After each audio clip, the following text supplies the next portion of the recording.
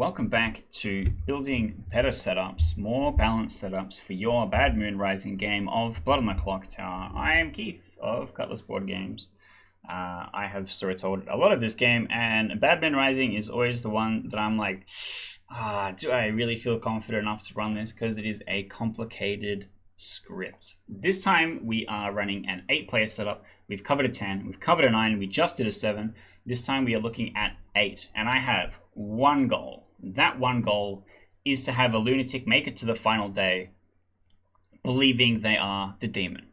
This is a setup we just had. Let me clear this out quickly. We are going to have a lunatic. The goal is to make the lunatic believe they are the demon the entire time, and I think this is the fun of the character. If they wake up on the first day and they're like, oh, I'm the lunatic because of this thing, then you're like, okay, well, that sucks. It's just, you're a do-nothing character. Like, if a mechanical part of the game instantly instructed you that you're the lunatic, that's not fun. Also, like, people pulling the demon out of the bag and being like, oh, I'm the lunatic, also kind of sucks. And 8 players is really the right player count for that. So we've got 1 demon, 1 minion. Now, I really wish the lunatic had the claws even if you were dead. Because the dead acting zombie, like the lunatic really should be still getting woken up if they think that they are the dead zombie. But that's okay. What we're gonna do is I think Poe is the choice. So, other thing, we are going to give different bluffs to the lunatic and to the demon. The lunatic is going to receive the bluff that the lunatic is not in play, as well as some other townsfolk and stuff like that. And the demon will not receive that information because they'll be told that they have a lunatic. The other thing that I want to do is that the lunatic sees the demon as a minion. Because of the online client, you get to have a conversation with these players. You can open up the webcam and be like, hey, what's up? You're the demon. This is your minion.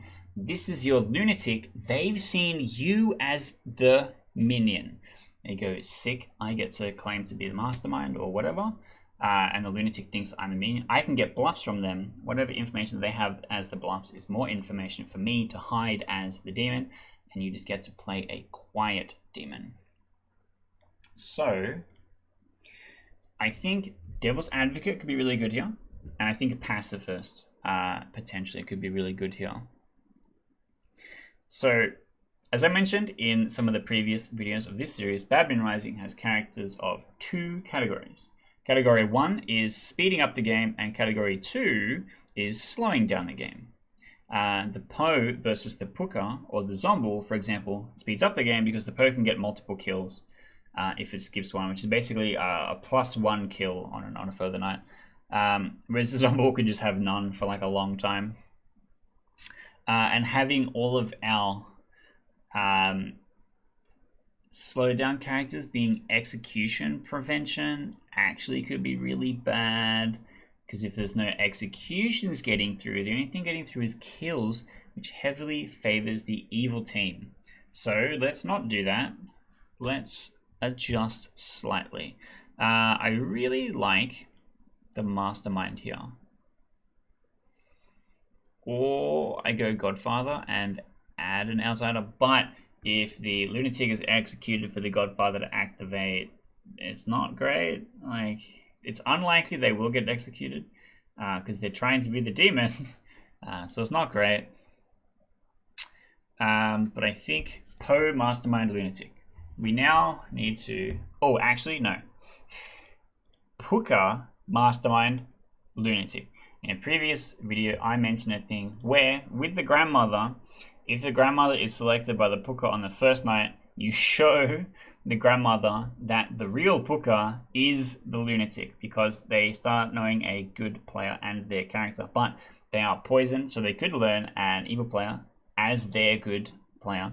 And it shows a character which doesn't specifically have to be a townsfolk like the washerwoman. It can be an outsider So you can show them the lunatic. I would never show them the real lunatic, and you probably would maybe think that that's the that I just would never do that. But the grandmother seeing the puka, the grandmother goes up to the puka and goes, "What's up? I am the grandmother. You're my grandchild. You're the lunatic. Sorry about it." And the puka's like, "Damn, I was really looking forward to being the puka. Oh man." Which is really funny. This can also work in a... Also, the lunatic had to have selected the grandmother first. And then the puka, like, also selecting them. But this can also work if the lunatic sees the puka as lunatic and the puka sees the lunatic as the lunatic. So the lunatic has to think they have their own lunatic. And if the grandmother comes out and says the puka is the lunatic, then the real lunatic is like, oh, I really must be the actual puka here. One of the other things to keep in mind of trying to convince a lunatic that they are the lunatic is when you wake them in the night order, or intentionally making it clear that like you're going to obfuscate the night order, or you have other things that you need to do in that time so that the order might not be perfect, or there might be gaps, or I'm talking to YouTube and I need time to talk to YouTube while I'm thinking about what I'm doing, so things might take a little bit longer. And you're not going to know if you were woken up first, before or after the demon, because the lunatic knows they need to be woken up first. And you want to have some doubt there. But that's fine. I now need to pick out 4 townsfolk.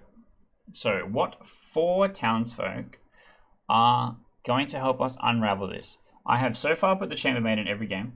I like the Chambermaid. I think this is an underplayed Bad Moon Rising character, and it's the best info character I have. The Chambermaid selecting the lunatic will get a yes that they work due to their ability, because their ability is, hello, you receive demon setup information on the first night. Which can be helpful to the lunatic figuring it out. Except the puka wakes and acts on the first night, and the lunatic thinking they are the puka also wakes and acts on the first night. So the Chambermaid will be helping the lunatic confirm, and the lunatic will be thinking, yes, I am, and each night wakes, yes, I am correctly read by the Chambermaid as in each night wakes. And so we should give bluffs according to that, which we'll get to once we finish this. I like the Exorcist. If the Exorcist picks the puka, they won't be able to follow what the lunatic is doing. And so the lunatic could be shown someone is the Exorcist, perhaps. That's an interesting one. This isn't something I've had come up before. So the demon, if chosen, learns who you are and then doesn't wake tonight. So in theory, you could show a lunatic that they have been selected by an exorcist and who that person is. All in the guise of convincing that person that they are the lunatic. I'm not confident that that is correct rules as written, but fuck it. I think that is a cool thing, and I want that to happen. I think that the lunatic should just, as best as possible, feel like they're acting like a demon in the game and being seen by the exorcist. Because the lunatic is a good player. If they learn who the exorcist is and they know that they are the lunatic, they can just guide the puka to kill other people or just not pick, right? And then have the exorcist just be trying to pick the puka every other night. What else? So, as I mentioned earlier, we have speed up and slow down the game characters. The goal is to run a 1 hour long game. Bad Moon Rising can potentially drag on if you have too many protectors, and we want to avoid that. We have 8 players, and which means we want it to be slightly slower than average. I think at 10 players, you want like a nice parity of just slightly more killers than protectors. On lower player counts, you want less killers, but not too many protectors. Because if you look at it as like a percentage, in a 15-player game, if the assassin kills someone, that is a much smaller percentage than in a 7-player game if the assassin kills someone. So stuff like that is worth thinking about. The Mastermind adds a whole extra day, and the Exorcist can potentially prevent 2, maybe 3 kills maximum, I think, in an 8-player game if they get really lucky. I think I don't want Pacifist or Tea Lady. And I think I don't want Courtier. I think I do want Gambler. I think Fool is really interesting because the Fool can help communicate to town that it is a Puka demon, especially if they die early. Because they're like, how could my false death have come through unless if I was an assassin killed? But if I was an assassin killed, that means there was no other demon killed tonight. Which means, and that gives you a lot of information about what's going on. They can also survive an execution once, which can be pretty good. Am I happy with this setup? We have a lot of town info to match the fact that we have a lot of evil misinfo. I think that's fine. And I don't think we have too many protectors. Let's look at the load up. So firstly, this is the bluffs for the lunatic, and we need to give them each night characters. So I think the sailor is good, or the innkeeper is good, or the So we have this each night wakes problem, right? Gossip doesn't wake. Courtier wakes until a point. Professor wakes until a point. Minstrel does not wake. Tea Lady does not wake. Pacifist does not wake. So I think Sailor Innkeeper are maybe the best 2 choices, especially because there isn't a lot of protectors in here otherwise. So I think this is fine. And then for the demon, I obviously swap out the lunatic bluff. And I would give the demon maybe the professor or maybe the tea lady. Because the demon acting as a minion to the lunatic says, ooh, I've just been given the tea lady claim from the lunatic. We are sitting next to each other. We can potentially try and pull off this tea lady thing if we can stop an execution some way, which they can't. There's no power in the evil team to be able to do that. So maybe Tea Lady is not the best choice. Maybe Professor better. Maybe I think just Courtier. I think just Courtier, especially in a poker game where there's to be poison expected, telling the evil team that there is not a lot of poison already in the game, but you can bluff as these drunkening characters can potentially be pretty strong. So grandmother has set up info. Who do we show the grandmother? If the grandmother is poisoned, I will show the Puka as the lunatic. If not, I would maybe...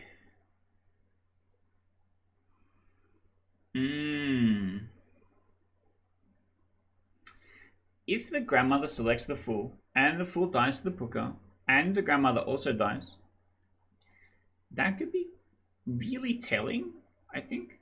That it's a Puka, and it could be really helpful for the chambermaid. Because if the chambermaid picks 2 people that don't wake, right, on asterisk night, on not the first night, activators, so the exorcist, the fool, the gambler, the mastermind, which is 4. Let's say the chambermaid picks 2 of these people, demons confirms the Puka. People that did not wake are confirmed not the demon, so the chambermaid, which could be really powerful.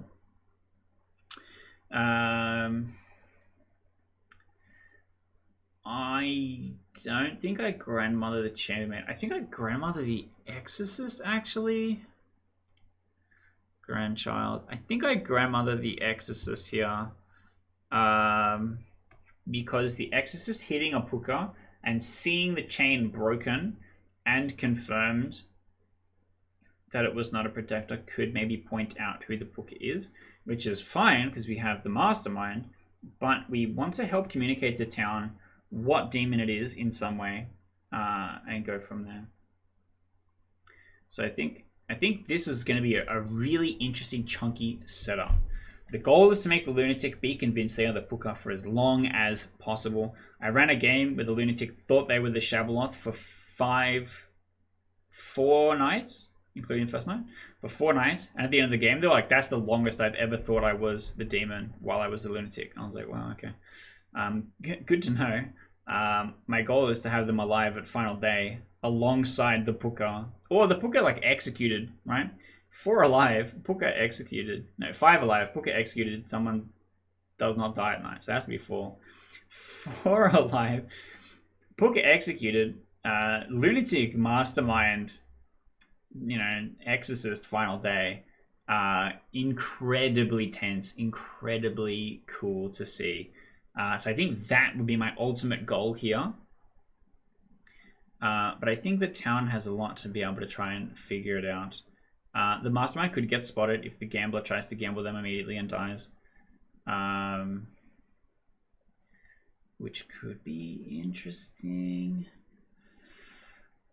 But I think this is a good setup. I would be super curious around this, see how it goes. I think the lunatic is an incredibly fun challenge for the storyteller. If you can pull it off, it can be very fun. Also, a demon in a not lunatic game, just being like, oh my god, I'm the lunatic, just so incorrectly, is very funny. One of my favorite moments playing at the Horse in Sydney was a game I think I was running, or I was co-running with someone, and the demon on the final day had come out. They were the lunatic. They were so convinced the lunatic, and the rest of the evil team was like, bro, we are winning. Can you stop messing this up for us? All you had to do was nominate, and we could all vote, and we could get there. So I think, yeah, the more convincing you can be with the lunatic, the more exciting the game becomes. And I think that this could be a really cool rack up for specifically that thing. You have a lot of tricks in your tool pocket to be able to set that up, make that happen. But that's it. Hopefully this has given you some things to think about. Hopefully you'll feel a bit more comfortable running the lunatic in your games with Bad Moon Rising, because it can be a tough character. You don't want them to immediately know that they're not the demon, because then they're just an outsider with no ability. That's worse than the butler. You need to be as convincing as possible for that person to be able to have a fun game, and that can be tough. And hopefully this gives you some ideas on how to do that, which could potentially make the game more fun, more interesting. And if that helps, check out the playlist we've got for Blood on the Clocktower. We have a ton of videos in there. It's all storyteller advice, stuff like this, but also recently we've been playing games online. Both me storytelling and me joining in games. You get to see me get a bit chaotic, a bit feral. Check that out. I think they are a lot of fun. And I have a lot of videos scheduled that come out every week on a Sunday and a Wednesday in Sydney local time. So please check that out. If you're enjoying this stuff, hit those fun buttons, the like button, the subscribe button. And if you have a request, if you have a custom script, if you have something like that, get in the comments, let me know what kind of stuff you want me to be looking at. Someone suggested that I go through the bluffs every single time, and now I am, and that was helpful feedback, and I love hearing from you guys so that I can make those kinds of changes. So hopefully you'll be seeing more of me soon.